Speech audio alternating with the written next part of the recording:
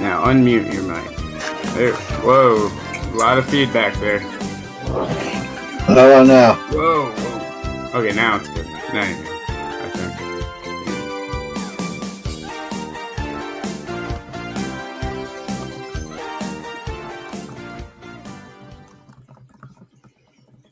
What is up, everybody, and welcome to the Picks and Preview show for well, John, we're at Championship Week, so happy Championship Week to you. How you doing, man?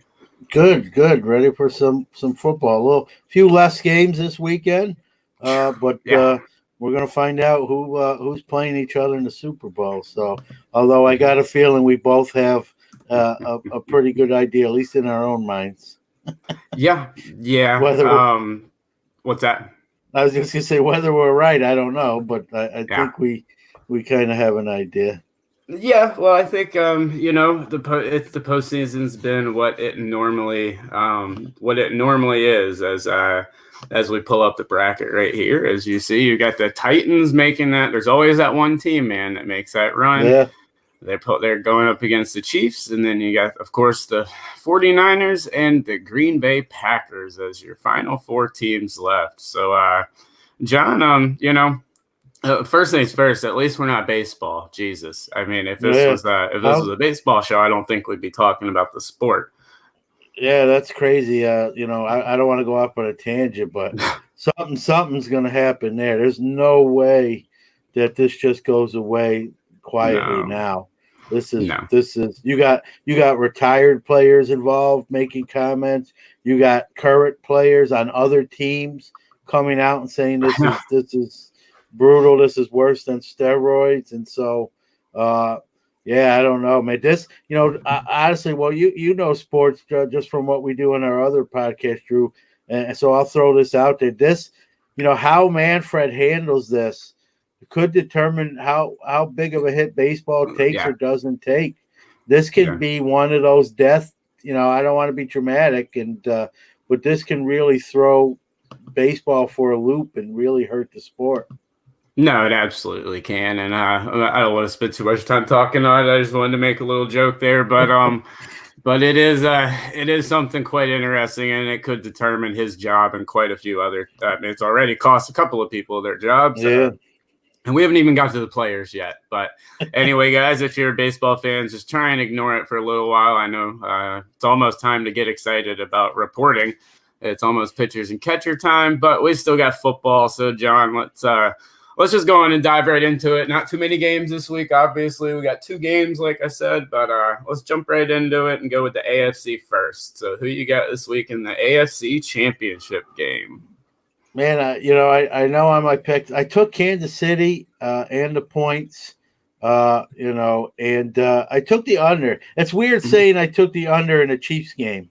Yeah. But it's sort of an oxymoron to say that. But I think the Titans D is not going to stop the Chiefs. Obviously, I think they're going to win. But I think this is going to be a little bit of a lower scoring game than the Chiefs are sort of used to.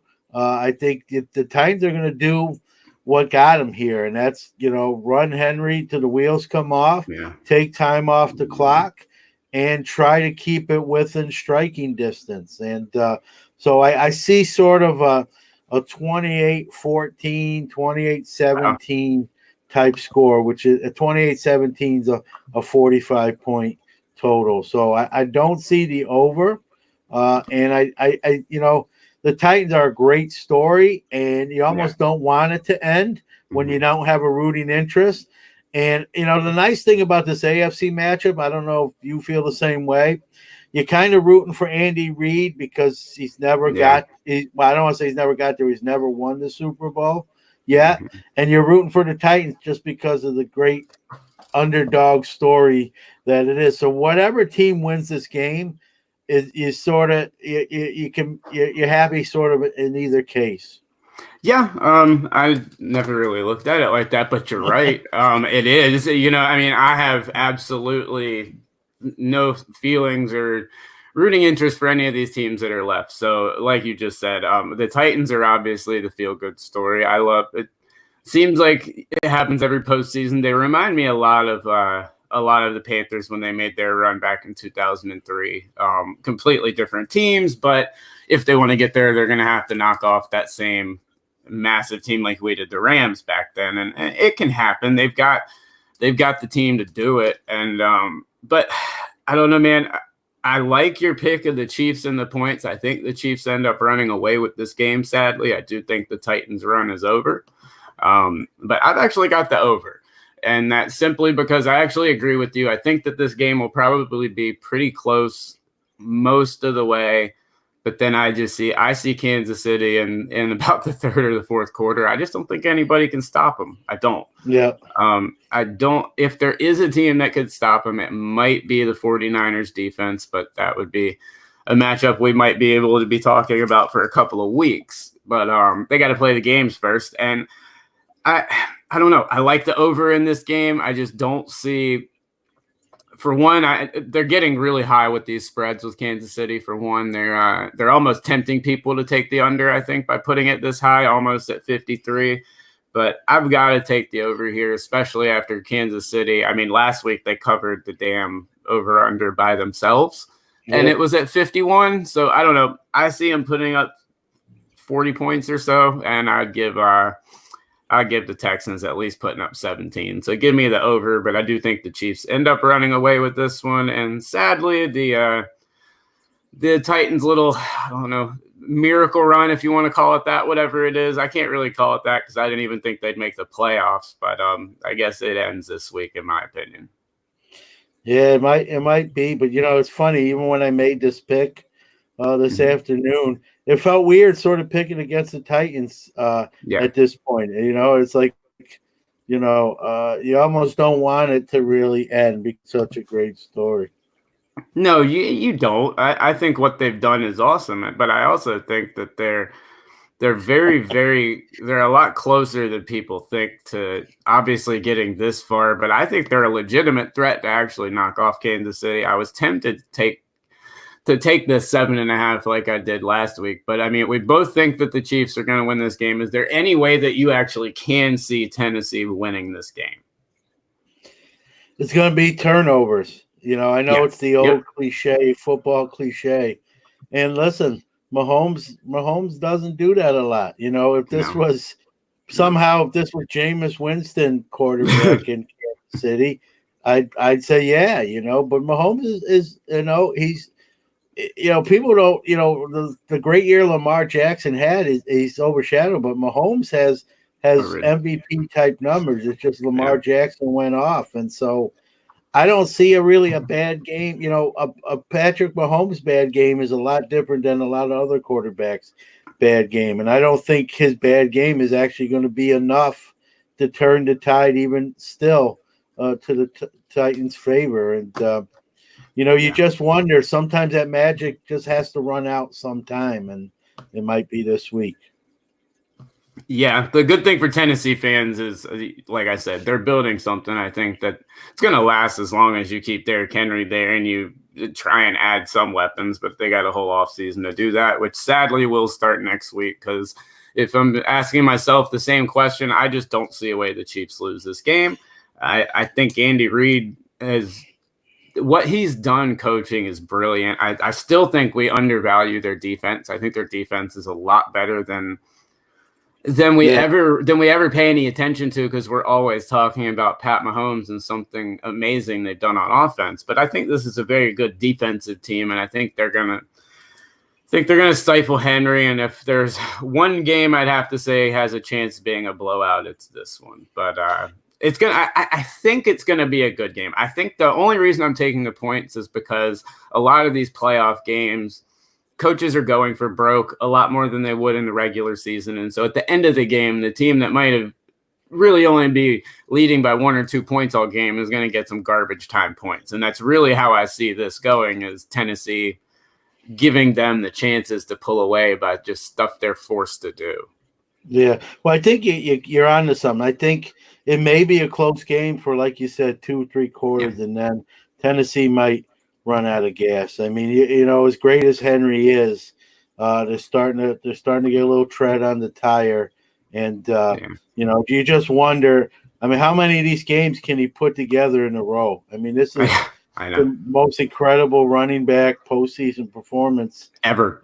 ever. And so, how if even if he didn't play this weekend, so like how long, how good can he be for how long? It's just you just wonder if at some point, you know, well, at some point you run into that has to play. defense. You run into that defense and you run into that scheme. And I honestly think we've all known how good of a coach Andy Reid is, and you've never in a million years given Andy Reid this much talent. And I think you give him that much. I think you're seeing what can happen, and you're seeing a team that they're scary good in my eyes. I love the Titans. I love the story. It's fun. Trust me, I'll be watching that game and I'm rooting for it to be, you know, I almost hope we both lose this pick because it would be nice to have a fun and really close nail biting game like that to go to the Super Bowl. But I think you're going to get that. But like I said, I think the fourth quarter is where you're going to see him pull away. Yeah, I actually hearing you say that, I was nodding like, yeah, I think he's right. All right. Well, that seems like we're in agreement in the AFC. So let's take a look now. And obviously over in the NFC, we've got well, I guess as some people commented on our show, I guess we haven't given the Packers enough credit this year. But the Packers have made it to the championship game, and they've got the 49ers. So first things first, John, are you giving Green Bay any credit this week? We'll go on and start it off. I guess if you look at my selection with my pick, you could say I am. I'm not even saying they're going to win this game, Drew, but I'm going to take them with the points. Okay. And so could they win this game? Yeah. One of the big things to watch here is George Kittle hasn't really practiced much this week, if at all. He's a big X factor in this matchup. If George Kittle don't play, now I'm going to predict that he does play, but if for some reason he doesn't pad up at game time, I'm really liking the Packers even more. I think he's that big of a deal to what they do, and you know, I still think the Packers make this a game, whether they win or lose. I really don't know if the Niners cover this 7.5 point spread. I see this as a 3 or 4 point game, whoever wins, whether it's Green Bay or San Fran. So when I saw Packers 7.5, heard that George Kittle hasn't really practiced much and is questionable. And here's the thing, you know this. We're football fans long enough to know a guy doesn't practice all week. He's questionable. Even if he plays, you have to then question how effective is he going to be. Yeah. Maybe he plays to give that team a boost of energy, but then he comes out. Yeah, you know. So. No, I completely agree with you. I like that pick a lot. Well, I'll actually get to my reaction in just a moment. We actually got a caller in on the line. What's going on, Chris? Mr. Chris Gilmore joining us. Hey, guys, I'm just here in this really swanky hotel Leighton put me in. Nice. So Leighton put you up nice, huh? So actually, yeah, I was a little worried. Like, he got a really good deal in this hotel, but it is really, really nice. I've never heard of the chain. Good. It's like a Japanese chain. But solid. It's really, really nice. Yeah. Nice. Well, at least you're living it up good up there. So what do you think about the playoffs this week? We're talking about the Green Bay game right now. So that line is huge. That line at 7.5 is huge. And I think if you're betting, you take it. San Fran moves on. George Kittle's going to play. George Kittle's, going to be fine. They're just, cautionary. Going to rest him. Yeah. But that line's like, I think you win if you bet that line. Yeah, that's what I was looking at as soon as I saw it at 7.5, and that's why I actually took the same thing, except for John. I disagree with you. I actually think this is the game that's going to hit the under also. They set this game real low, and I think for a playoff game, this is one of the lowest lines I've seen, and honestly, I think they set it this low to tempt some people into taking the over on it. So I'm actually going to go the other way on this with the under. I think this is the game that you're probably going to see probably the winning team hit maybe 21 points, and that's it. I think this is going to be a lot more of a defensive battle than people think. Where is what's the matchup look like? I mean, particularly you got to look at Bosa versus his offensive line counterpart. Yeah, that'd be what I'd look at. I'd look at, hey, who's going to be blocking Bosa most of the time? And if that's not a good matchup for the offensive line, and they don't bring him in help, they don't chip him with a back, which I haven't really seen Green Bay chip with a back a whole lot. I don't know how well they do that, but Bosa could absolutely wreak havoc in this game. Yeah, and that's John. What do you think here? What do you got? Well, you got the over. As a football coach, I know there's one-on-one matchups with stunts and different fire zone blitzes. They can move guys around. So, Bosa's kind of a guy you probably change things up and try to get some fresher bodies on him too. If you're going whole line against whole 49ers D line against the Packers O line in general, I'm going to take the 49ers rush with Bosa and Armstead and what's his name, Buckner, the Forest there. So they got some edge rushers. It's not Bosa's having a great year, probably in the running for defensive rookie of the year, if not it. And I'm going to take if it's one line pitted against the other, I'll take the 49ers D line over the Packers line. I think they're going to get Aaron Rodgers off his spot. He's going to have to come out of the pocket and make plays off his mark. He's capable. That's why I think the Packers are going to probably be in the game for most of the part, but I don't think he's going to be too comfortable. No, definitely not. Comfortable is not a word I'd use for Aaron Rodgers in this game at all. No. I agree with you there. It's a real pass rush. Yeah, absolutely. So you said you like the 49ers to move on, even though you like taking the Packers with the points. So before we let you go, man, who do you like in the Super Bowl? Who's your winner? The New Orleans Saints, sir. That's the inside. Still going with the Saints, huh? Well, they got to fight out of the losers bracket. They can come back out of the losers bracket. They might. Here's what I said, John. I said it on Drew and a show. I said, what you don't know is that the New Orleans Saints won the Money in the Bank ladder match. Yeah. So they're going to come in with a briefcase during the Super Bowl and cash in on whoever wins. Yeah. That's what's going to happen. They got to do something to keep up these baseball, man. Baseball is going to take everybody away with all this craziness they got going on. Money in the Bank. Yeah. Well, I mean, on the cheating thing, it's coming out that Jose Altuve was wearing a freaking device. I know. It's one thing banging trash cans. I can deal with banging trash cans. Yeah. Well, you're wearing a freaking earwig? Yeah. The question I got was, where does this relate to Spygate? I'm like, that's not the proper question. Spygate's nothing. Where does this relate to the Black Sox scandal? Yeah, I put it pretty close. I mean, it's a little bit different at the spectrum. The Black Sox are through the game. They were doing bad to lose so the bettors would win. This is really the same thing, but they're trying to win by any means necessary. So I don't really look at it a whole lot different. And I'm all about. I used to play baseball in high school, and I coached in high school.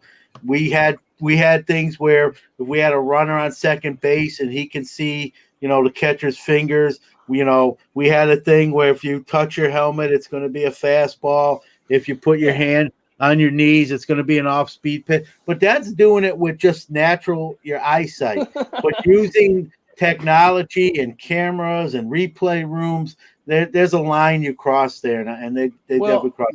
Well, they definitely crossed something. It's making us talk about baseball on a football show. So I mean, they're definitely crossing a line.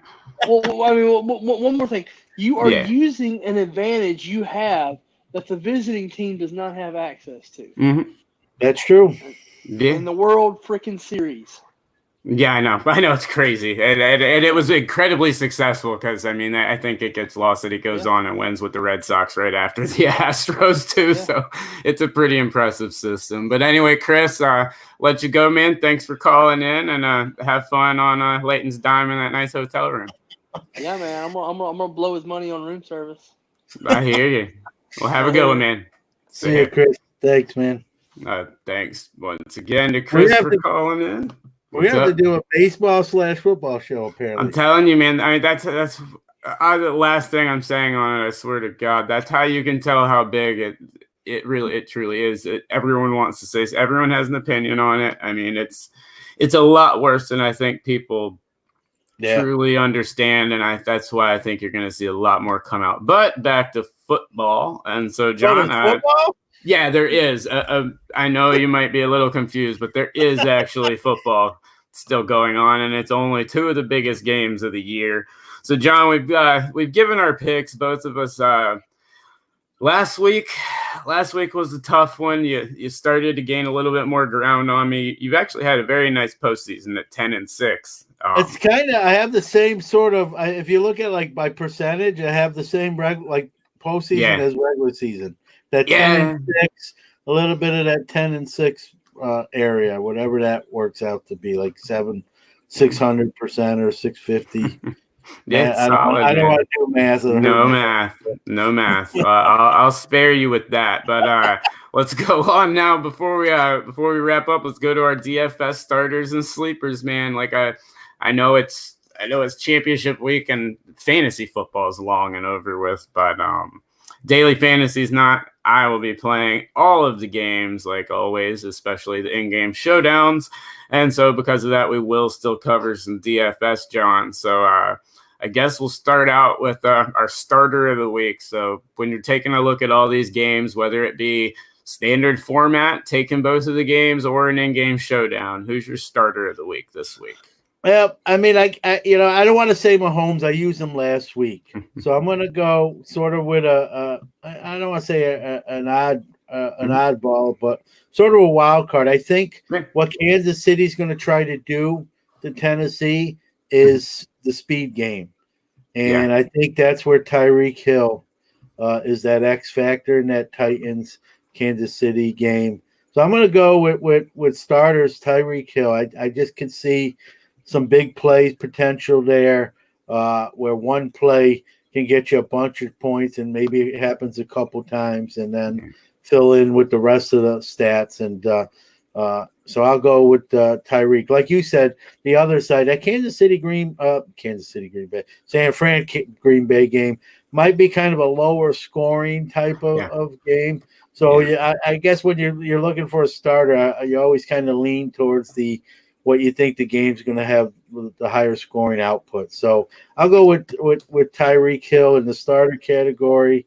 And the sleeper, I will go to the other side. I'll go with a guy, not a lot of people talk about. He's not even, some would argue he's not even the two there. Geronimo Allison in Green Bay. I think, San Fran's got some good corners. I think they're going to try to negate Devontae Adams, and it's going to be one of these other tiered receivers that for Green Bay that are going to have to make this a game. And so I think if anyone has a chance to be a sleeper and come from a little bit of obscurity, I'll go with Geronimo Allison. I really, really like that Allison pick. He was someone that I had on my list that I didn't end up going with, but like you just said, in this game, and it's been that way for the Packers all year, they haven't really – Rodgers has spread the ball around a ton. He's had to rely on these guys like Allison. He's come up big in a lot of games this year, and I do think this is a game where – like we just talked about how good the 49ers defense is. Aaron Rodgers, if people are going to do damage, it's going to be players like Geronimo Allison. And if they're going to win this game, he's going to have a big game. And when I say a big game, these guys are going to have to score a touchdown or two. So in a format like this, I really like someone like Allison, especially someone like Allison, simply for pure volume. that he should probably see, since the ones are going to be bottled up all day in San Francisco. And as far as the Tyreek Hill goes, I completely agree with you there as well. I like him as a starter. If it's an in-game showdown, I would be careful about captaining him just because of the sheer amount of money it's going to cost you. But I'm someone that likes to go cheap with my captains. But I like Tyreek Hill. I think, like you said, it is going to be that speed game. This looks like a game. And if you look at it on the schedule, this is just kind of where you expect to see him show up with the big ones. So I like Tyreek Hill. I think he's someone that in this limited of a game, especially when you're looking at players on the other side on Tennessee, if you're looking at an in-game showdown, you almost have to roster him. But for my starter of the week this week, I've actually got somebody that I think they're going to be on the losing end of this game. I don't think they're going to win it at all, but I've got to go with Derrick Henry. Simply because you said it. Legendary run right now, all-time. Hey, it's never been done. And I do think he gets slowed down this week. I don't expect the exact same output that he's had. I don't think he's going for over 150. But I do think he scores, and I do think he goes over 100. I don't think he's going to have that monster game, but I think he's going to have a solid game. As I've said, I think that the Titans stay in this game. So while I do think they're on the losing end, and sometimes, especially in daily fantasy, we tend to look away from guys because we don't think their team's going to win the game, someone's got to put up those yards for Tennessee. I think it's Derrick Henry, so give me Derrick Henry as my starter.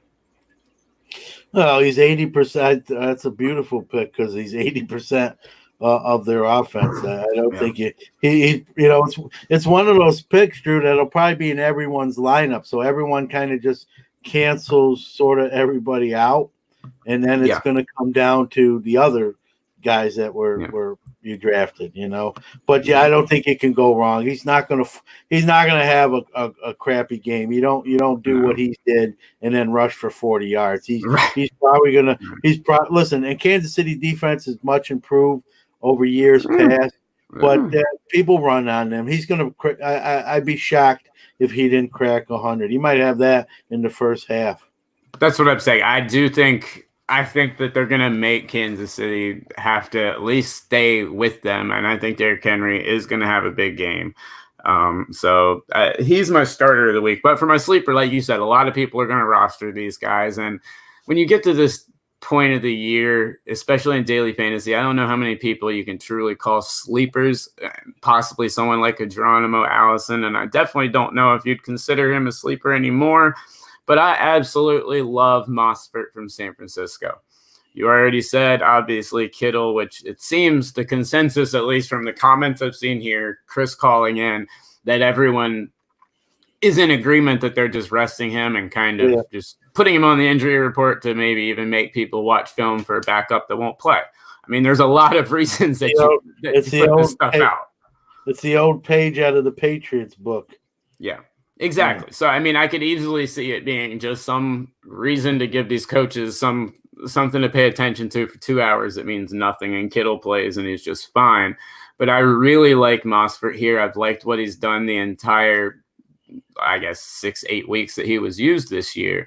And so, I don't know. I like him in this game. Like I said, this game kind of scares me to touch. I probably will actually just take an in-game showdown in the Titans-Kansas City game because I actually know where the offense is going to come from in that game because I look at these two teams and they put up points. It's almost weird to say there's defensive matchups in the NFL anymore, but to me, this one just seems like a low-scoring game. In this one, you give me the running backs. You give me some of the guys that are going to be getting the touches. So I'm going to take Mostert as my sleeper of the week this week. Yeah, I like that. I think that San Fran is going to, at least early on, Deebo Samuel. Yeah, I like that pick. Yeah. I think San Fran, I think they're, internally, maybe they're a little nervous. Oh, they don't want Jimmy G to maybe make a mistake. They gotta be going against a veteran in Rodgers, and that could be a tide turning type of thing. So especially early, I think San Fran tries to establish the run and kind of take the pressure off of Jimmy G, and then sort of release the Kraken, especially if Kittle's playing. So which I think we all are in agreement that there's a little bit of a dog and pony show there. So I think he's going to play. Yeah.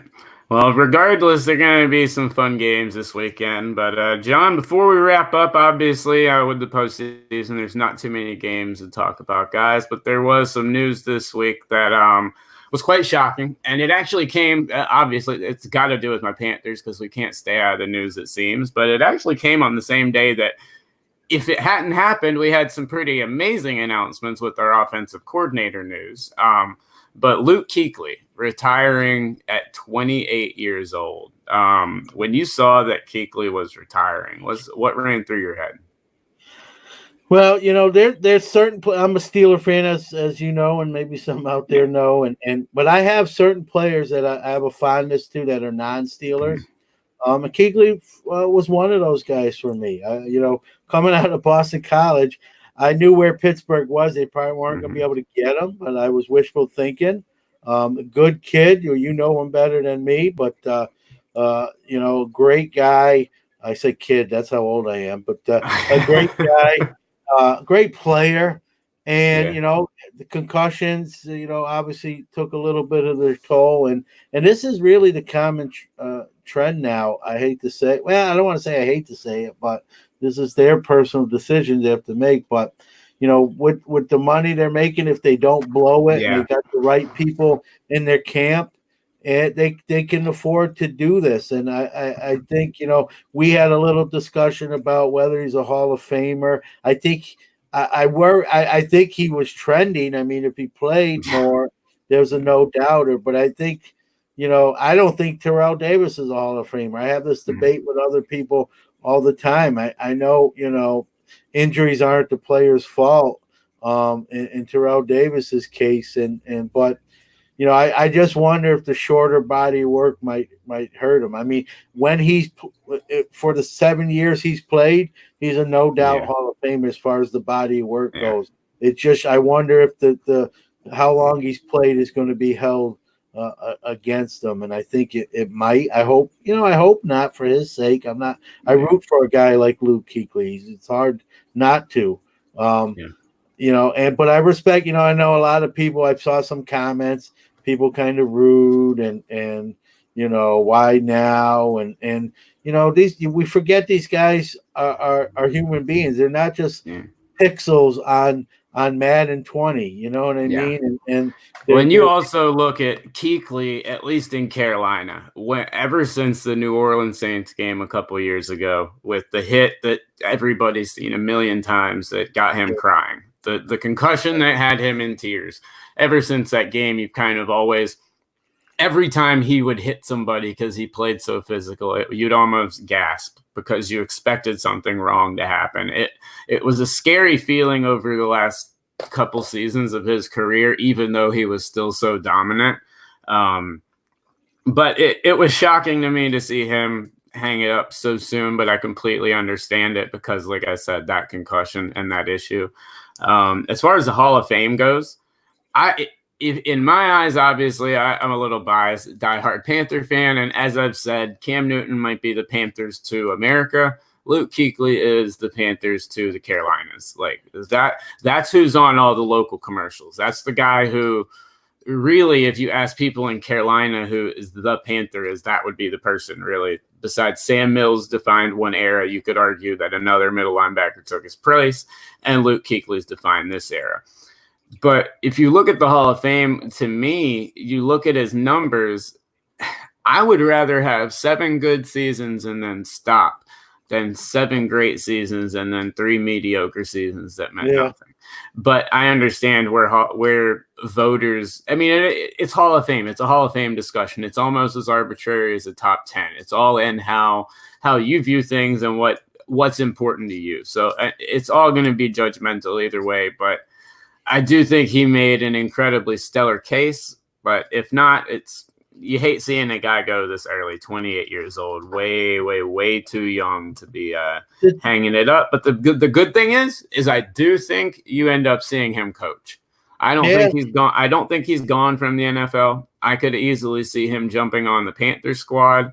I know they're going to open up the door. Tepper said he would open up the door for him in the organization. I could see him doing that. He's a great talker. He always has been excellent in interviews and the commercials. Like I said, I could see him doing TV. I don't think he's away from football and the NFL forever, but pretty crazy to see him hang it up. Yeah, the timing, I want to get your opinion on this, Drew, being right there. Mm-hmm. Obviously, it's their decision. We can't really question it. I mean, we can, but it's not really our place. But with a new coach coming in and some new staff and some new kind of vigor and a new outlook, I thought it was odd in that respect. Now, obviously, I don't know how he feels when he wakes up in the morning. Maybe he's having some issues there. Only he knows and his family. But I thought the timing was ridiculously stupid. I thought the timing was awful. If he knew he was going to do this, that's fine. Tell the organization, let the postseason go back. Hell, do it Pro Bowl week when literally nobody gives a shit about football. I mean, all we do is talk about the Super Bowl for a week. Do it that week. You don't do it the exact same day. This is what kind of pissed me off, and it's something that still you haven't seen a lot of people talk about. As soon as that national championship game was over, Joe Brady becomes one of the hottest names on the coaching market for coordinators in the NFL. Absolutely 100%. Could have handpicked a lot of jobs. He picks Carolina. That's a big step in Tepper building Carolina to be a destination you want people to go to. That's something you want dominating the news that day, not your star middle linebacker who's not 30 hanging it up because of head trauma. Because let's be honest, that's what this came down to. And that's where I hated the timing of the announcement, if only because, it overshadowed a ridiculously nice coaching grab that I think we did that kind of signals the true end of an era. But I do find it odd that you kind of take the offensive coordinator signaling a complete shift in offensive philosophy, and you kind of say bye to your star defensive middle linebacker captain, the head of your defense. I guess maybe they wanted to signal an entire rebuild in one day. I don't know the public relations optics behind it.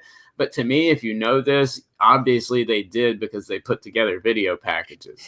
I mean, this was not, we got caught off by a surprise social media team, go pull some stuff to get. No, this was produced. This was highly produced. This was known about. This was set up.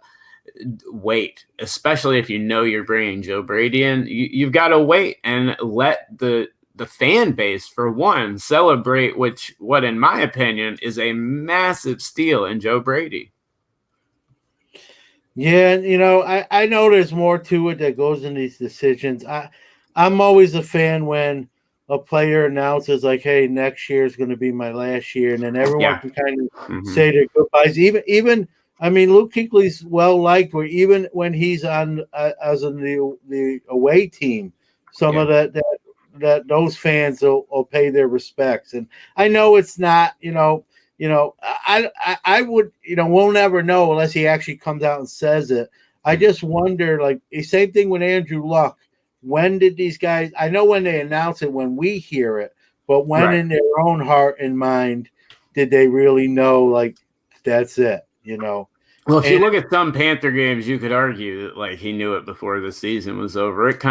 This season felt weird.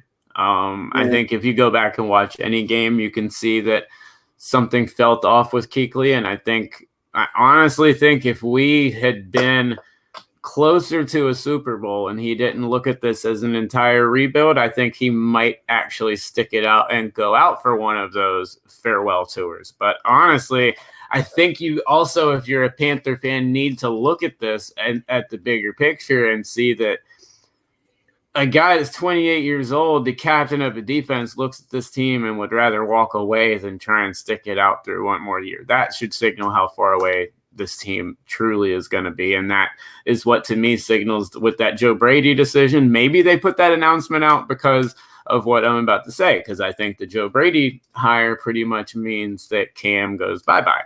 So maybe they didn't want that dominating the news, because it hasn't at all. I mean, now they're trying to push it out with Cam trade rumors, but it did not dominate the news like it normally would have. So weird timing to say the least, but sucks, man. That's that's the lifeblood of the Panthers right there. Yeah. So you think Joe Brady signals the end of Cam Newton?